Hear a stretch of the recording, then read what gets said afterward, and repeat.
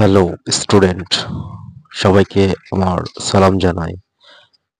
আসসালামু আলাইকুম এবং আমার অন্তরের অন্তঃস্থল থেকে জানাই এক বুক ভালোবাসা। আবারও চলে আসলাম একটি ভিডিও নিয়ে। আজকে আমি বুঝাবো যে জাবেদা নির্ণয়ের যে সূত্রগুলো রয়েছে, মানে ডেবিট এবং ক্রেডিট নির্ণয়ের যে সূত্রগুলো রয়েছে, সেই সূত্রগুলোকে নিয়ে চলে আসলাম আজকে তোমাদের সামনে। আজকে তোমাদেরকে আমি সেই সূত্রগুলো বুঝাবো।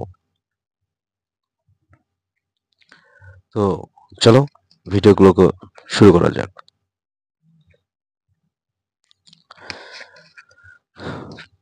হেডলাইনে দেখতেই পাচ্ছ লেখা আছে ডেবিট ক্রেডিট নির্ণয়ের বা নির্ণয় করার নিয়মাবলী। প্রথমেই বলি যে ডেবিট ক্রেডিট নির্ণয় করার দুইটা পদ্ধতি, একটা হচ্ছে প্রাচীন পদ্ধতি আর একটা হচ্ছে আধুনিক পদ্ধতি। তো আজকে আমরা দুইটা পদ্ধতি সম্পর্কে জানবো। তো প্রথমে আমরা প্রাচীন পদ্ধতি সম্পর্কে জানবো। প্রাচীন পদ্ধতিতে জাবেদা নির্ণয়ের যে ধাপ সেটা হচ্ছে তিনটি। তো একটা হচ্ছে ব্যক্তিবাচক, একটা হচ্ছে সম্পত্তিবাচক, আর একটা হচ্ছে নামিক। আমরা প্রথমে দেখে আসব যে ব্যক্তিবাচক হিসাবের ক্ষেত্রে কি হয়। কোনো কিছু গ্রহণকারী অথবা গ্রহীতা ডেবিট, আর কোনো কিছু প্রদানকারী বা দাতা ক্রেডিট। আচ্ছা, যদি কেউ কোনো কিছু গ্রহণ করে তাহলে সেটা হচ্ছে ডেবিট, আর যদি কোনো কিছু প্রদান করে বা দাতা সেটা হবে ক্রেডিট। তো এখন একটা উদাহরণ দেই যে ব্যাংক ব্যাংকে একটি অ্যাকাউন্ট খোলা হলো, তাহলে এখানে ব্যাংক হিসাব ডেবিট কারণ ব্যাংক টাকা গ্রহণ করতেছে, আর নগদান হিসাব ক্রেডিট কারণ ব্যাংকে নগদ টাকা জমা দেওয়া হচ্ছে এই জন্য। এরপরে আসি সম্পত্তিবাচক হিসাবের ক্ষেত্রে। সম্পত্তিবাচক হিসাবের ক্ষেত্রে সম্পত্তি বৃদ্ধি পেলে ডেবিট আর সম্পত্তি হ্রাস পেলে ক্রেডিট। তো সম্পত্তি বৃদ্ধি পেলে ডেবিট আর সম্পত্তি হ্রাস পেলে ক্রেডিট। যেমন হিসাব বিজ্ঞানের ভাষায় সম্পত্তি বলতে নগদ টাকা, ব্যাংক জমা, প্রাপ্য হিসাব, প্রাপ্য নোট, এগুলো সবগুলো হচ্ছে সম্পদ। এছাড়া আরো সম্পদ রয়েছে যেমন আসবাবপত্র, যন্ত্রপাতি, কলকবজা, এগুলো।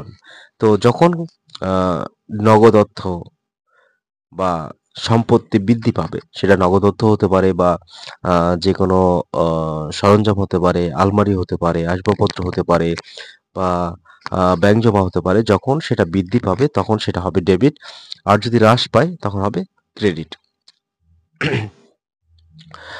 আর নামিক হিসাবের ক্ষেত্রে বলা হচ্ছে যে ক্ষতি কিংবা লোকসান হলে ডেবিট, আয় বা লাভ হলে ক্রেডিট। এখানে আয় বা লাভ হলে কি হবে? ক্রেডিট হবে।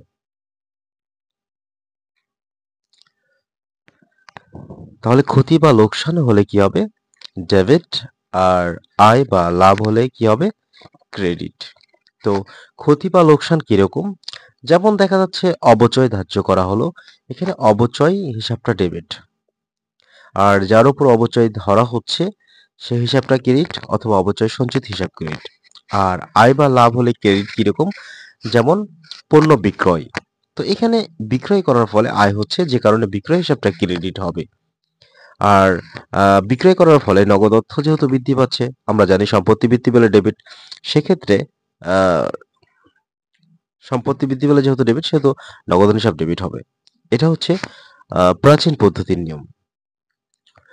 আর এরপরে আসি আধুনিক পদ্ধতি। আধুনিক পদ্ধতিতে জাবেদা নির্ণয়ের নিয়ম হচ্ছে পাঁচটি। একটা হচ্ছে দায়বাচক, একটা হচ্ছে সম্পত্তিবাচক, একটা হচ্ছে আয়বাচক, একটা হচ্ছে ব্যয়বাচক, আর একটা হচ্ছে মালিকানা হিসাব। তো আমি প্রথমে দায়বাচকটাকে লিখেছি। তো দায়বাচক হিসাবের ক্ষেত্রে কি হচ্ছে? দায় হ্রাস পেলে ডেবিট, দায় হ্রাস পেলে ডেবিট আর দায় বৃদ্ধি পেলে ক্রেডিট। সম্পত্তিবাচক হিসাবের ক্ষেত্রে আমরা জানি যে সম্পত্তি বৃদ্ধি পেলে ডেবিট আর সম্পত্তি হ্রাস পেলে ক্রেডিট। এরপরে আসি আয়বাচক হিসাবের ক্ষেত্রে আয় হ্রাস পেলে ডেবিট। যদি আয় হ্রাস পায় সেক্ষেত্রে ডেবিট আর আয় বৃদ্ধি পেলে ক্রেডিট। এরপর আসি ব্যয়বাচক হিসাবের ক্ষেত্রে ব্যয় বৃদ্ধি পেলে ডেবিট আর ব্যয় হ্রাস পেলে ক্রেডিট। এরপরে আসি মালিকানা হিসাবের ক্ষেত্রে মালিকানা হ্রাস পেলে ডেবিট আর মালিকানা বৃদ্ধি পেলে ক্রেডিট। তাহলে এই যে বিষয়গুলো দেখলাম, যদি কোনো স্টুডেন্ট এগুলোকে ভালো করে মনোযোগ সহকারে পড়ে এবং এগুলো যদি মনে রাখে তাহলে সে খুব সহজে জাবেদা তৈরি করতে পারবে। তো সবাইকে বলবো যে অবশ্যই ভিডিওটি যদি দেখে সবার উপকারে আসে তাহলে অবশ্যই চ্যানেলটিকে সাবস্ক্রাইব করে দিবেন এবং হচ্ছে লাইক কমেন্ট শেয়ার করে দিবেন যাতে অন্যরা দেখে এটা শিখতে পারে। তো সবাইকে বলবো যে ভালোভাবে পড়াশোনা করো, তাহলে ভালো কিছু পাওয়া সম্ভব। আর অ্যাকাউন্টিং বিষয়টা হচ্ছে যে ঠিকমতো পড়াশোনা না করলে বা চর্চা না করলে সেটাকে মনে থাকে না। তাই সকল স্টুডেন্টকে বলবো যে অবশ্যই বেশি বেশি অঙ্ক করার জন্য। আর এই যে আজকে যে বিষয়টা দিলাম জাবেদা নির্ণয়ের দুইটা পদ্ধতি বা হচ্ছে যে সূত্রগুলো দিলাম, এগুলো অবশ্যই ভালো করে দেখবে এবং হচ্ছে ভিডিও দেখে নোট করে নেবে। তো সবাই ভালো থাকবেন, ধন্যবাদ। আর সবাইকে বলবো চ্যানেলটি সাবস্ক্রাইব করে পাশে থাকা বেল আইকনটি বাজিয়ে রাখবেন যাতে ভিডিও ছাড়ার সঙ্গে সঙ্গে আপনার কাছে পৌঁছে যায়। ধন্যবাদ, ভালো থাকবেন সবাই।